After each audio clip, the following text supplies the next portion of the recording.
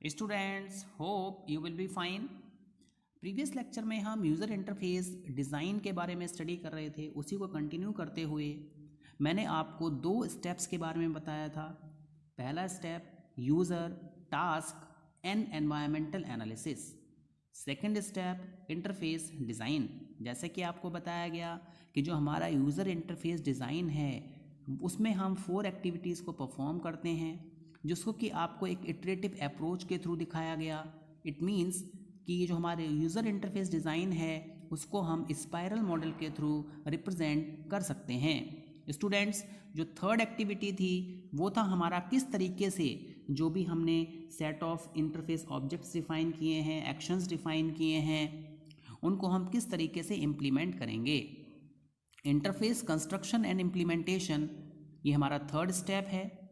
The implementation activity begins with the creation of prototype or model that enable usage scenario to be evaluated. Means जो भी आपने design create किया है, जो भी आपने टास्क क्रिएट किए हैं, सब टास्क क्रिएट किए हैं, वो आपको एक यूज़र सिनारियो दिखाते हैं।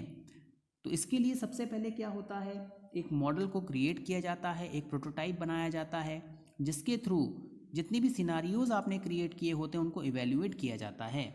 जैसा कि हमें पता है ये एक इटरेटिव डिज़ाइन प्रोसेस है, तो it means we can say that यहाँ पर हमारे पास में इसको ऑपरेट करने के लिए यूज़र इंटरफेस टूल किट होती है, जिसकी हेल्प से हम विंडोज़ को क्रिएट करते हैं, मेन्यूज़ को क्रिएट करते हैं, डिवाइस से किस तरीके से इंटरेक्शन होगा ये सारी बातें देखी जाती हैं, एरर मैसेजेस किस तरीके से कंट्रोल करेंगे, कौन कौन सी कमांड्स दी हुई हैं जिसके थ्रू हम अपना वर्क परफॉर्म करेंगे, और भी बहुत सारे एलिमेंट्स को एक इंटरेक्टिव एनवायरनमेंट में प्लेस किया जाता है, और इन सब की हेल्प से हम अपने इंटरफेस को क्रिएट करते हैं, उसको कंस्ट्रक्ट करते हैं। जो मेन थिंग्स हैं यहाँ पे कि विंडोज़ किस तरीके का होना चाहिए, कौन कौन से मेन्यूज़ हम लेंगे, ये डिवाइस किससे इंटरेक्ट करती है, कौन सी कमांड्स हम यूज़ करेंगे, मीन्स कौन से शॉर्टकट्स हम यहाँ पे यूज़ कर सकते हैं। नाउ स्टूडेंट्स, इसके बाद लास्ट स्टेप जो होता है वो होता है हमारा इंटरफेस वैलिडेशन। देखिए, इंटरफेस वैलिडेशन बेसिकली आपको ये बताता है कि जो भी टास्क या सब टास्क हमने डिफाइन किए हैं वो करेक्टली परफॉर्म हो रहे हैं या नहीं हो रहे हैं। वी कैन से डैट यहाँ पर जो लास्ट स्टेप है वो टेस्टिंग फेज़ है। जो भी इंटरफेस है उसकी टेस्टिंग की जाती है। The interface should be in such a way that it should be able to perform task correctly. Interface यहाँ पर इस तरीके से बनाया जाता है कि जिसकी हेल्प से हम ये कह सकते हैं कि वो परफॉर्म टास्क करेक्टली हो रहा है, जो भी टास्क होना है वो करेक्टली परफॉर्म हो रहा है या नहीं हो रहा है, इसका टेस्ट किया जाता है। एंड इट शुड, और जो भी इंटरफेस डिज़ाइन किया गया है वो वेरियस टास्क को हैंडल कर सके। Means it should be able to handle a variety of task. हम ये भी कह सकते हैं कि यहाँ पर ये भी टेस्ट किया जाता है कि जो भी हमने सिस्टम या सॉफ्टवेयर डेवलप किया है वो यूज़र की सारी रिक्वायरमेंट्स को फुलफ़िल कर रहा है या नहीं कर रहा है। स्टूडेंट्स, क्या जो सॉफ्टवेयर हमने डेवलप किया है उसको लर्न करना इजी है, उसको यूज़ करना इजी है, ये बातें भी यहाँ पर फोर्थ एक्टिविटी में देखी जाती हैं। User should accept the interface as a useful one in their work. User के लिए जो भी इंटरफेस है वो यूज़फुल होना चाहिए जब वो वर्क परफॉर्म करे।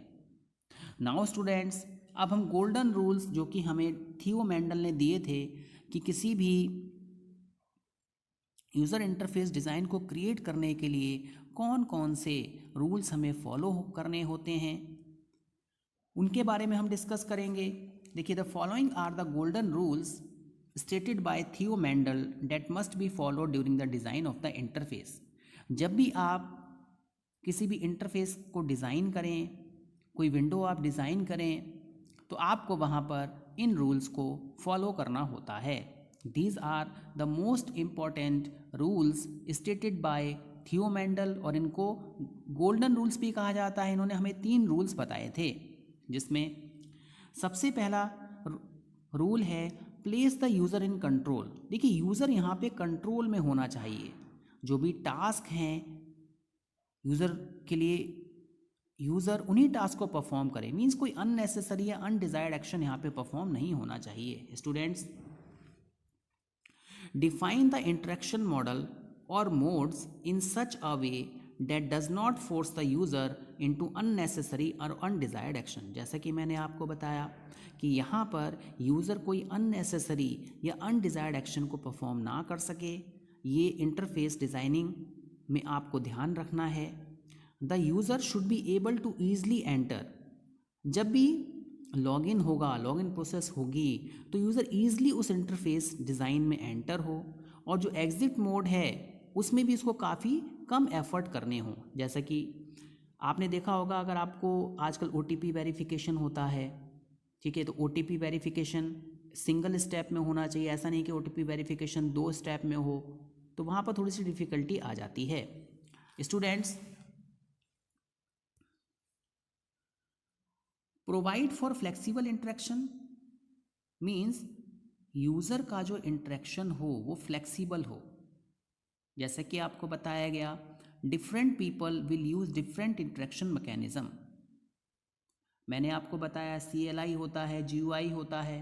कमांड लाइन में हम कमांड के थ्रू इंटरेक्ट होते हैं किसी भी एप्लीकेशन से, और GUI में हमारे पास में इमेजेस होती हैं, ड्रैग एंड ड्रॉप ऑपरेशंस होते हैं।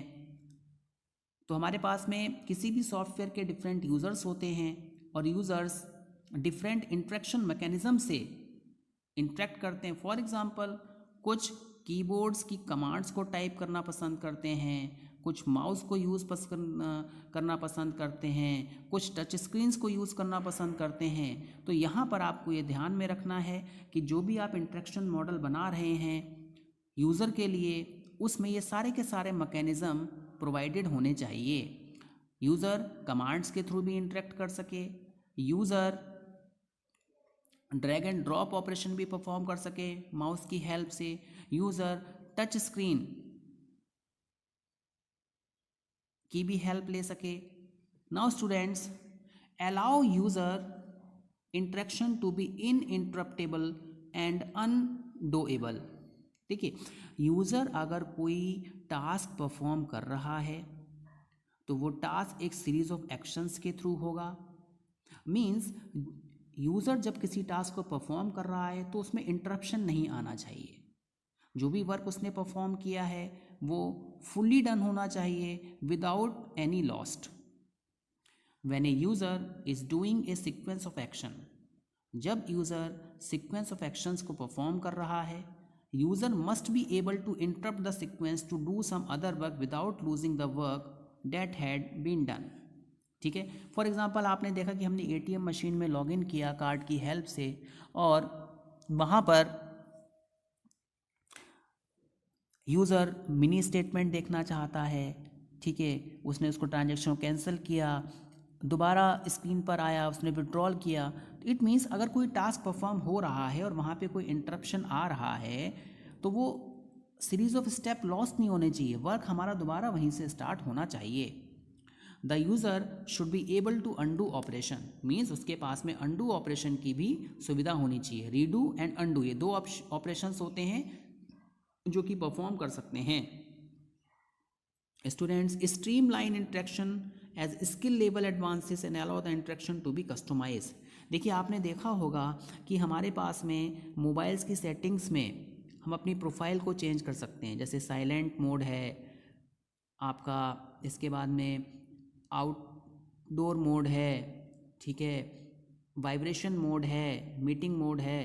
तो ये सारे के सारे क्या होते हैं, मींस कि स्किल, इससे स्किल एडवांसेस होती है। दूसरा आपको क्या करना है, यहाँ पे कस्टमाइजेशन होना चाहिए। Students, high technical interaction from casual users. देखिए, टेक्निकल इंटरेक्शन कैजुअल यूजर से दूर रहना चाहिए। User should be aware of internal technical detail of the system. User को इंटरनल डिटेल्स के बारे में पता होना चाहिए। Students, design for direct interaction with objects that appear on the screen. यहाँ पर डायरेक्ट इंटरेक्शन होना चाहिए अगर कोई ऑब्जेक्ट स्क्रीन पर अपीयर, जैसे कि हमारे पास में पॉपअप मेन्यूज होते हैं।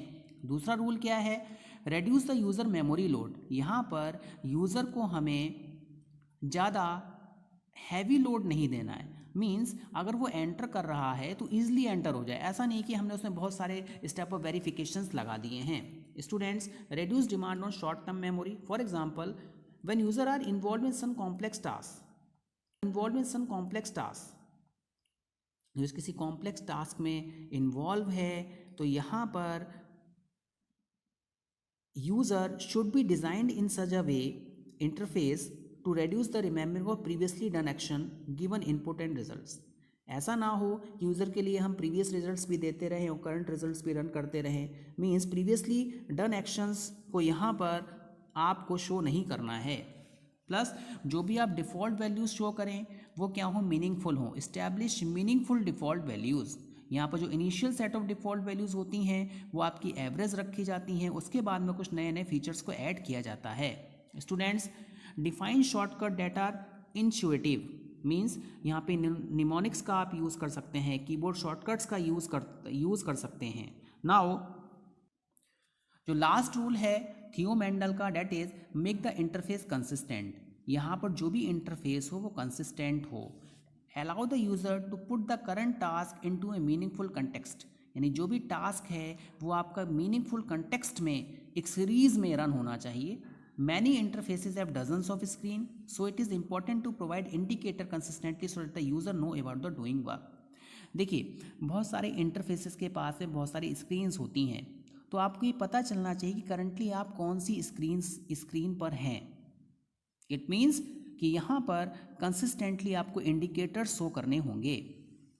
Students, if past interactive models have created user expectation, do not make change unless there is a compelling reason. अगर प्रीवियस आपने कोई इंटरफेस डिज़ाइन क्रिएट किया है और यूज़र को अगर वो पसंद आ रहा है, उसकी एक्सपेक्टेशन के अकॉर्डिंग वर्क कर रहा है, तो आपको उसको चेंज नहीं करना है। Maintain consistency across a family of operations और एप्लीकेशंस। जैसा कि आपने स्टडी किया है प्रोग्रामिंग के कि जो भी सिमिलर टाइप ऑफ ऑपरेशंस होते हैं, जैसे कि हमारे पास में इनपुट आउटपुट परफॉर्म करना है, हमें मैथमेटिकल फंक्शंस को परफॉर्म करना है, तो उसके लिए जितने भी फंक्शन सबको एक फाइल में आपने पुट कर दिया। इसी तरीके से यहाँ पर जैसे कि फाइल ओपन होगा, सेव होगा, इन सारे के सारे ऑपरेशंस को आपको कंसिस्टेंट रखना है। Hope you have understood this one. Thank you very much.